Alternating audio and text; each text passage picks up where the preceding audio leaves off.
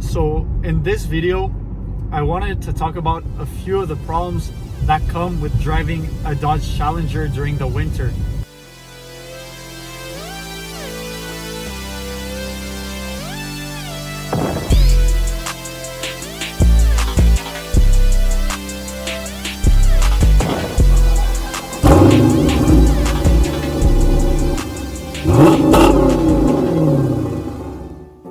Hey everyone, welcome back to my channel.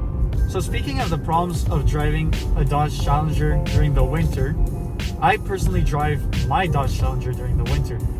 So I'm aware of some of the problems that come with doing that. And I know that most people that have Dodge Challengers or just sports cars don't drive their car when it's cold, like the winter here up in Canada.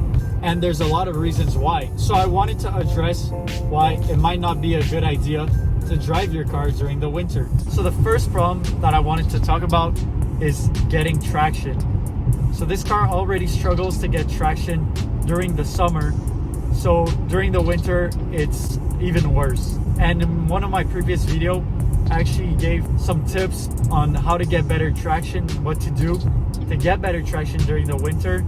So make sure to check out that video after you finish watching this one. So when you accelerate in the snow with this car, and pretty much every Dodge Challenger except maybe the V6 all-wheel drive, every Challenger is going to struggle to get traction. So when you lose traction, it's pretty easy to just keep the car going straight.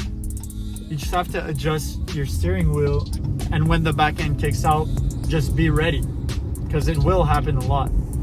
The second problem that I wanted to talk about is with the salt and the rocks that are on the road during the winter. So to make sure the ice melts and to make sure that cars don't crash on the ice that's everywhere, the city puts some salt or some rocks on the road. So because of that, this can go on your car and it gets your car dirty. And that's not good for the car, especially underneath your car. This can lead to some rusting, and you don't want that on a car like this.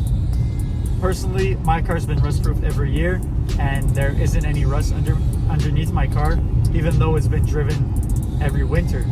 So I got lucky on that aspect. But also with the salts on the road, it comes into your car, and the interior of the Challengers is sort of like carpets on the sides when there's no floor mats. So that salt can just accumulate on your mat and leave some white stains on them. Those stains can be removed, but it's still annoying and it still gets the inside of your car dirty, which is not really fun.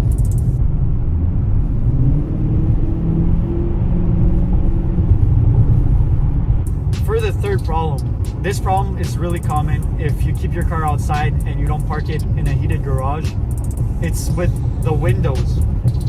So on the Dodge Challengers and a few other sports cars, when you open the door, the window goes down a little bit, and when you close the door, it goes back up that little bit. It's because the windows on the doors are frameless. So when you open up your door, in most cars, there's a little frame around your window, but the Challengers and some sports cars, they don't necessarily have that. So during the winter, when the weather is below freezing, sometimes that mechanism stops working, and it could also lead to just you breaking your window trying to open or close the door on your car. What I would recommend for that is to remote start your car before leaving, so that the inside of your car gets to warm up, and it also removes the ice that can be on the edges of your window, which can cause the mechanism to stop working. The fourth problem that I wanted to talk about is with the keyless entry and the keyless lock if you have that on your Dodge Challenger. So again, with freezing temperature of the winter, it really affects the outside of your car, and especially that part of your door handle. So last winter it happened a few times that when I tried to do the keyless lock, so you tap on the little button on the handle, the button would just like pretty much stay stuck at the bottom, and not pop back out. So it would lead to the car not being able to lock itself from the keyless entry and keyless lock system. And that got a little annoying, but every time I'd go to the car wash where there's warm water, it would just pop right out and the problem would basically be fixed. But that's also something that got annoying. The sixth problem that I wanted to talk about is with the shifting. So when the car is cold, even if it's during the summer, but especially during the winter, the transmission is pretty rough for the shifting. And I know that it's not really the car's fault, but I've driven an Elantra GT, and those transmissions, even when it was cold, it wasn't as bad as the Challenger when it's cold. That's also a problem that I mentioned in one of my other videos where I talked about the 5 things that I hate about my Dodge Challenger. But yeah, I wanted to mention that again because it gets worse during the winter. The 7th problem that comes with driving your Dodge Challenger during the winter is the fuel economy gets even worse than what it is.